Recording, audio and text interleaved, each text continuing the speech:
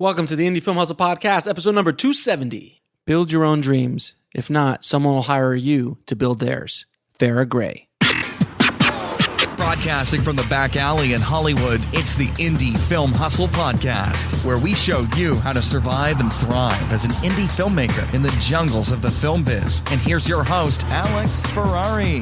Welcome, my Indie Film Hustlers, to another episode of the Indie Film Hustle Podcast. I am your humble host, Alex Ferrari. Today's show is sponsored by Streamlit. Streamlit is a unique streaming service that is dedicated to indie films and watching the latest indie films. So if you guys want to see what other filmmakers are doing with low budget, no budget, micro budget films, then Streamlit is for you. These are real indie films, not Hollywood indie films playing as independent films. And if you are a filmmaker who has a short or feature film that needs distribution and you want to get in front of an audience, Streamlit is also for you. You can also upload your films there as well. And exclusive to the IFH tribe, you get a coupon code HUSTLE2018 to get a monthly subscription for just $2.99. That's streamlit.com. Today's show is also sponsored by Blackbox. Blackbox is a new platform and community that is all about financial freedom for filmmakers like you. If you join Blackbox, you will be transformed from being a worker to being a maker of your own content. And you'll be making steady passive income from the global market. Blackbox currently allows you to upload your stock footage once, get it to many global agencies, and then allows you to share that passive income stream with your collaborators. Whether you want to submit old footage that's been sitting around in your hard drives or create brand new content, Blackbox is for you. It's really quite revolutionary. With Blackbox, filmmakers can concentrate on making great content while Blackbox takes care of all the business BS. Just visit www.blackbox.global to find out more. Before we get into the show, guys, I want to thank everybody who has gone kind of nuts over IFH TV, man. I am super, super excited that you guys are excited about this streaming platform that I'm putting together, and I cannot wait to share it with you guys. I'm like counting down the days to November 1st.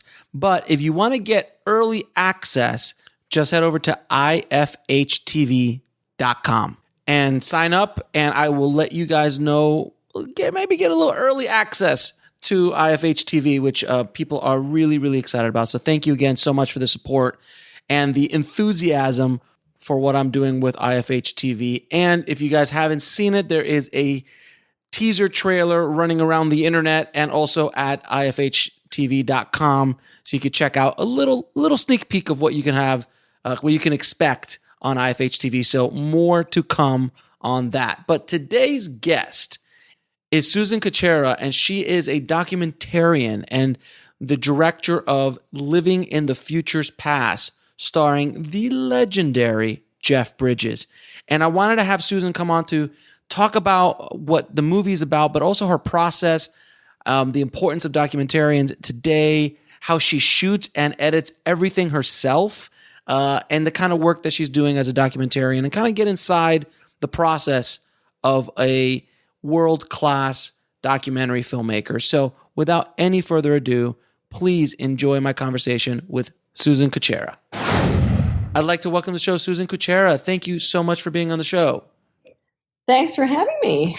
So can you first off tell us how you got into the business? Oh my goodness. Well, it's kind of a long story. I mean, I've been filming since I was 9. I started on a Bolex, by my side of my father's side on the Athabasca Glacier. He was a geologist, and we did a lot of filming for Britannica Films. Oh, cool. And then fast forward long time, I was getting a divorce.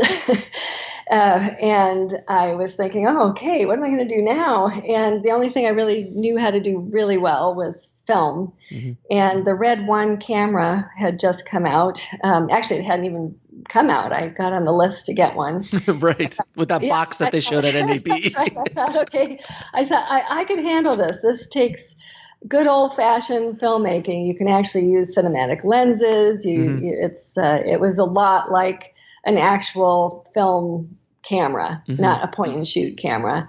And so I got it. I made a documentary called Trading on Thin Air, and I thought, I'll just see if I can do this. And it got picked up by Netflix, and so I thought, okay, I think I can probably do this. And so this film that I just did with Jeff, it's my 5th documentary. Mm-hmm. One of the ones I did, though, was a nonprofit, so that didn't circulate in a lot of places, but it's been a wonderful experience the last 10, 12 years now. Now, what made you get interested more into documentary filmmaking as opposed to narrative filmmaking? Well, that's a good question.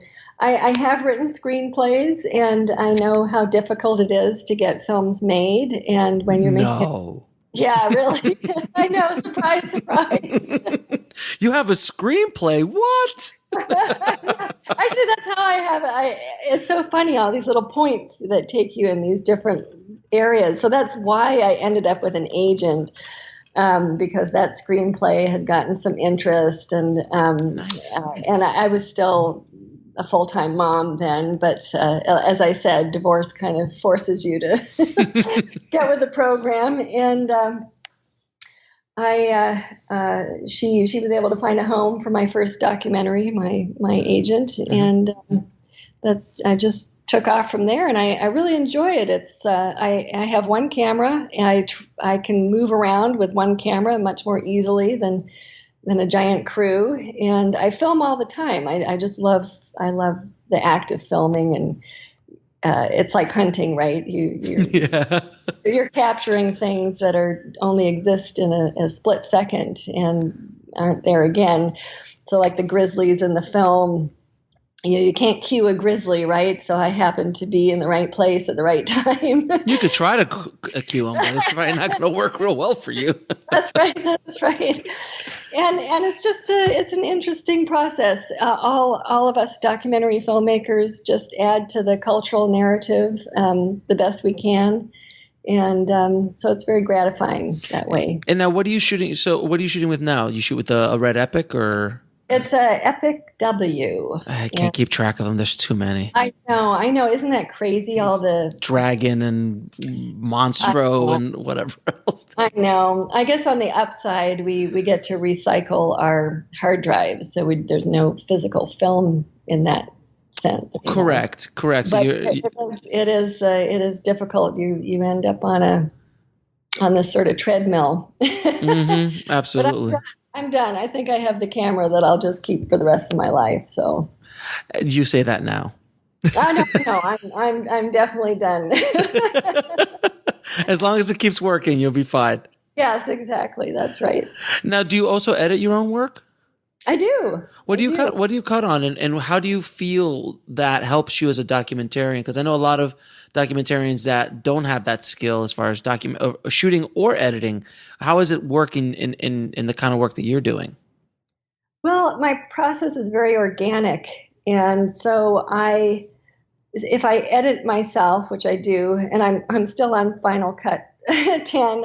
Okay. I'm not in the forward realm of whatever they're using now, all the fancy stuff.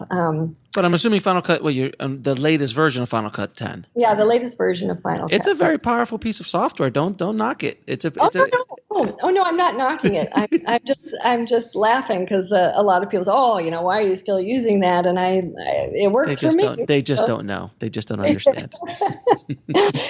And so obviously I'm very familiar with the imagery that I have that already. I've been filming for 10 years, so I have a lot of imagery that I can get, at my fingertips. Mm-hmm. And so if I'd handed all of that to somebody else, I think that would be very difficult for them to try to navigate. And the interviews, I used to transcribe all the interviews, and I found that to be a little bit difficult because what people say when you read it, mm-hmm. it's different than when it's in person and how they say it, et cetera, et cetera. And so I kind of gave up doing that. And I just become very, very familiar with what all of my subjects are saying. And I do my best trying to weave a story together. And I have Living in the Future's Past, it is more on the poetic side, although it certainly has an impact on people when they see it. We'll be right back after a word from our sponsor. And now back to the show. Now let's talk about that. Your latest film, in the Living in the Future, in Future's Past. How did it come about, and what is it all about for people who don't know? Well, it's a film, as Jeff likes to say, it's a film that takes a good look under the hood of humanity. And we had a great executive producer. His name was Jim Swift, and I'd worked with him before. And actually, he sort of had the thought of, well, why do we do what we do in the face of large environmental issues that we are, have in front of us? And so we wanted to work with Jeff. Mm-hmm. And who is this Jeff you speak of? Oh, Jeff Bridges. Sorry. Is he a new actor? I haven't heard of him before. I know he's one of these fly-by-nights, right? He is such an amazing human being. What a great gift. He came on board, and we started from scratch, and we created this beautiful piece of work. And we did actually watch a lot of other documentaries. Jeff was very involved. We didn't want to just contribute another kind of doomsday or scary thing that gives you a lot of information, but doesn't sort of, you don't know, you just want to crawl under your bed after you hear that. Mm-hmm. So we decided to look at the whole human meta story, where we've been, where we are, where we're going. And we have emergence in there, and entropy, and ecology, and evolution, all the E's, right? Energy. We looked at the flows of energy, how that actually works in our society. So it's just a really different, unusual film that you keep thinking about it days later. Now, how did you get Jeff Bridges, a legend like Jeff Bridges, to be involved in your movie? Well, as I said, we wanted to work with someone who had a name. And so my agent, actually it was Jim. Jim thought of Jeff actually first, mm-hmm. which is kind of cool. Mm-hmm. And my agent did reach out to Jeff, and Jeff watched another film that I had done called Breath of Life. Mm-hmm. And he liked it. And so I got a call. I was walking up the road, and I got a call, and it said, "Oh, hey, just hang tight. I've got Jeff Bridges on the other line." And I said, "Oh." Totally out of the blue. And we just kind of hit it off on the phone. And we just created this thing, and we collaborated through FaceTime. We took our time because Jeff was working on a number of films at the time. And so he would kind of disappear for a while, and I would do stuff, and then he would come back, and I would show him stuff, and we just went back and forth like this. And then as the film narrowed down towards the end, he lent himself to the film too. So he's in it as well. Yeah, that always helps. It definitely helps. So he's just not a narrator. He's actually on screen kind of taking you through a little bit of the journey. Right. And I should have given my crew credit because he actually carried the tripod when I filmed him. Jeff's been doing this for how many years? I mean, since he was a kid. I mean, he's been around doing this stuff. So I'm sure he didn't mind picking up a tripod. No, he really gave his all, and it shows. And the film, I think, we're both very proud of. So, what are you hoping for with the film? What is your end goal with people who watch the film?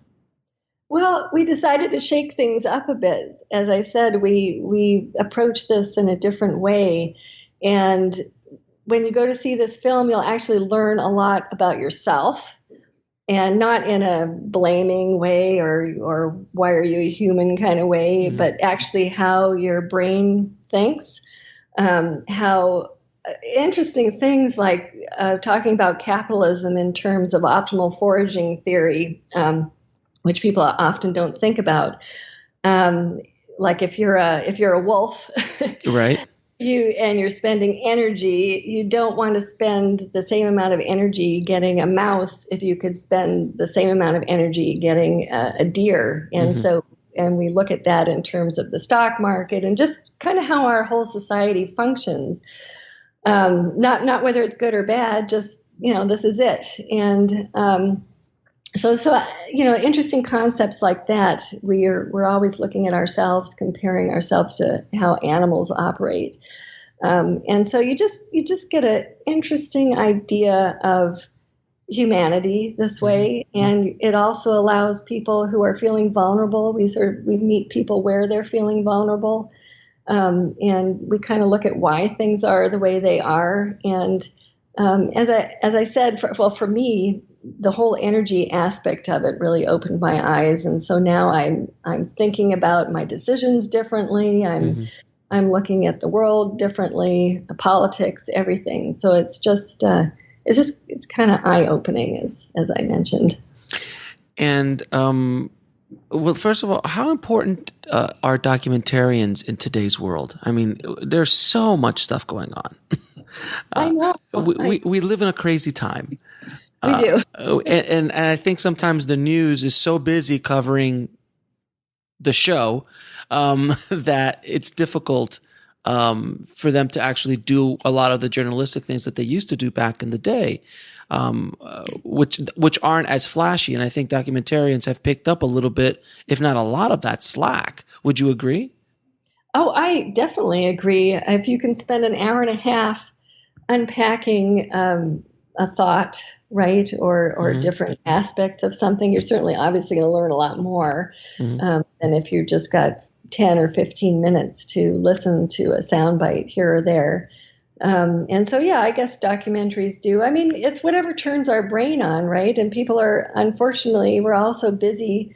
Sometimes it's hard to get the bigger picture, but if one can spend the time, put in the time, new ideas emerge. And I think that's the role of documentarians to and art also. I mean, this is an artistic film too. Art can sometimes shake us up and make us jolt us out of our sort of typical way of thinking. And so that's another thing that we tried to do. Now you did you were the cinematographer on the film as well? Yes.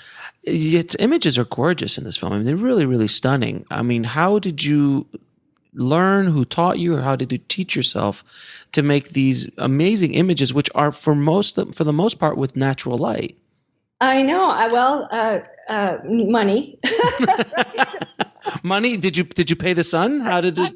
I would have loved to have had a crew, right? Oh, lights, everything. You make everything perfect. But when you're making a documentary and you're on a budget, you have to get really creative. And so the film, I didn't go to China and I didn't go to Dubai. There's some shots, little shots from there, here and there. And there's obviously a lot of archival footage in there too, and some stuff from NASA. But the rest is just, as I said, when I see things and they're unusual, I have my camera with me. And so I've been able to capture things that you would have a hard time putting together with a crew. Right, because you have to move quickly. Yeah, I utilize my daughter. I utilized 2 dancers so we could kind of, whenever I was trying to just show humanity in different aspects, I don't know, you just get creative and it came out well. But I think just because I've been filming since I was 9, I guess I just have an eye. Got it. Now, there is a lot of archival footage in the film. Can you talk a little bit about the process of getting archival footage, if like for documentarians listening, to finding archival footage, dealing with the legalities of it, buying it, the whole process? Because I think it's a little mysterious for a lot of people.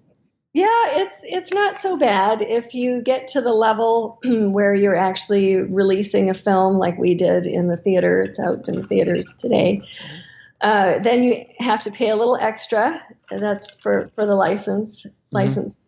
But a lot of that archival stuff, I hope they don't mind me plugging them. They're called Critical Past, and a lot of their footage is from the U.S. government. it's in the public domain, and you pay them. They've done all the work finding all of this stuff and making sure that it's broadcast safe, because a lot of it's obviously very old. Mm-hmm.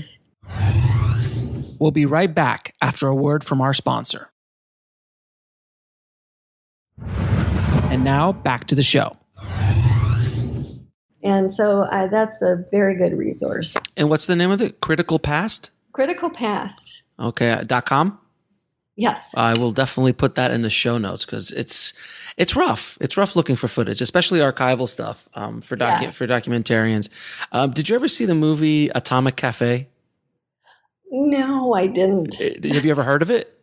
I have heard of it. Yes. I saw it in my video store when I was working there, and it's a movie completely made of archival footage. Is it really? Oh my gosh. The entire movie is made. They told a narrative story with archival footage of the bomb dropping, and wow. it's kind of like a satire. Oh, interesting. It's brilliant. I'll have to check that out. Yeah, I know. I would go on their website, and sometimes I would just get lost watching stuff. Wow, this is fascinating. How long? By the way, how long did it take you to shoot this or put it all together? Well, let's see. From the beginning of working with Jeff, that was about 2.5 years ago, maybe a little longer. Mm-hmm. I mean, the film came out in festivals in February, and it's been in festivals since February. It traveled all over the world. Not me, but the film. I know it would be nice if they would let you go too, right? And I get a little fuzzy on the time. So yeah, I would say about 2.5 years. It probably took a year to edit. Mm-hmm. And in doing so, during the process of editing, obviously I didn't have all the footage that I needed. So I thought, okay, I'm going to have to get other stuff. I need something, just something just right. So I would do that. But I'm just lucky. Since I've had this camera or, this type of camera mm-hmm. for some time, just being able to dig into my own library was extremely helpful. Right. And what I find also fascinating about your story is, to find someone like Jeff, who's obviously a legend and an Oscar winner and all this kind of stuff, to be a part of a movie like this, you literally just had your agent call them and call his agent and go, hey, this is a project. And people never think of just calling up and saying, hey, I've got a project. Maybe they'll be interested. Right. I don't know. We'd have to ask her. I don't know what her secret was. But she was great. Yeah. And then he watched something that I had done, but he was really turned on by the subject, obviously. That's awesome. And the subject that we were interested in telling, which was a little more in depth than just here's all the bad news, what crawl into your bed now. We've had plenty of those documentaries. I've watched many of them. I'm like, Jesus. No, it doesn't feel very well. Of course, information is helpful. That's sure. Important. We need that, but also I think there's a quote in the film. It isn't so much what we're thinking about the world we live in, it's how we're thinking about the world we live in. And there's all sorts of interesting philosophy through this film mm-hmm. about how to just see things slightly differently. But then there's also a hardcore, here's the reality, and we're obviously stuck with resources the way they are, energy mm-hmm. it is, and so it's sobering, but it's also exciting. Very cool. Now I'm going to ask you a few questions I ask all of my guests. What advice would you give a filmmaker wanting to break into the business today? Make a film. That's what I did. I invested in myself. I just decided I would. Trading on Thin Air was my first film, and I didn't know if people would like it, but I gave it a try, and it was definitely low budget, but it mm-hmm. worked out okay. So that's one option. Obviously, hooking up with interning with people who are working in this field is really helpful, mm-hmm. but getting out and doing it. Very good. Now, can you tell me what book had the biggest impact on your life or career? Oh my gosh.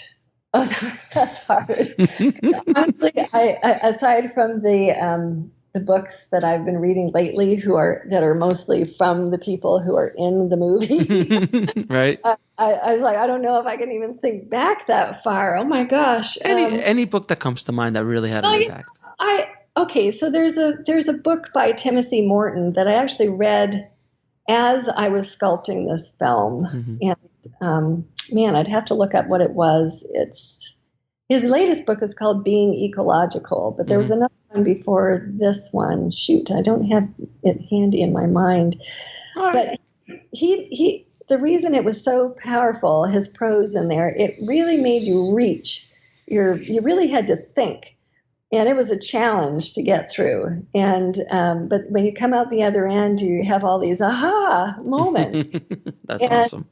So I guess I just have to plug Timothy Morton's work. Okay. Very, very interesting. Philosophy. Now, what lesson took you the longest to learn, whether in the film industry or in life? Oh, well, the moment I had my daughter, I realized that I really didn't know diddly squat. Not anything. Kids have effect on you. I know. And so, she's 24 now. She's working on her PhD. And I would say the process of watching another human being develop gives you some pause as to, it puts you in a vulnerable situation where you're having to reevaluate, everything that you learned, everything in your life. And so I would say that had a big impact on me. Where can people find out about the movie and more about your work? The movie is in theaters today, the next few days. We had Trafalgar released it in 80 theaters. And then we are still in festivals after that. And then I believe it's out VOD and everywhere you'll be able, where you see movies typically in a month and a half or so from now. Okay, very cool. And anywhere people can find your work? Breath of Life is available. I think it's on Amazon and Hulu. I'm not sure all the places that it is, but it's easy to find. Okay. And Trading on Thin Air was on Netflix. It came out in 2008. It was on Netflix for 6 years. And then I was asked if I wanted to re-put it out. And I didn't, because it was my first work. And I thought the sound was not well mixed. I thought, okay, I don't really want people to, but it was actually it was a fun, good movie. Very good. Susan, thank you so much for taking the time out to talk, and thank you for making such a wonderful film. It's a very important film that needs to be done nowadays without question. But thank you so much for sharing your process with us. Oh, no problem. Sorry for my my lack of memory in the moment here. It's been a wild ride with this theatrical. We're all just kind of fried. Not a problem at all. Thanks again. All right. Thanks. I want to thank Susan for coming on and sharing her process with us. Thank you so much again, Susan. And you guys, I've seen the movie. If you haven't seen it, Living in the Future's Past is a wonderful documentary about the world, about where we're going, or where we've been, and hopefully it'll do some good out there. And if you want to get access to the movie, check it out in theaters. It's out today. And it will be out in VOD in the next month or so. But if you want to go to the show notes at indiefilmhustle.com/270, you will get all the links to everything we talked about in the episode, including the criticalpass.com, which is an amazing archival site if you are doing documentaries as well. So that's it for another one, guys. Thank you so much for listening. And more stuff coming on IFH TV. I promise you, I cannot wait to show you everything. I'm working on getting the apps on right now onto Apple TV, Roku, and Amazon. So I'm hoping they're going to be available when we launch November 1st. If not, they'll be available right soon after. But of course, you'll have access to it on the web, and then we'll worry about the other apps and stuff later on coming up in the next few weeks after that. So it's going to be crazy, and we have some just insane content. I can't wait to share it with you guys. I'm so excited. So thanks again for all the support, guys. And as always, keep that hustle going. Keep that dream alive. And I'll talk to you soon. Thanks for listening to the Indie Film Hustle podcast at indiefilmhustle.com. That's INDIEFILMHUSTLE.com.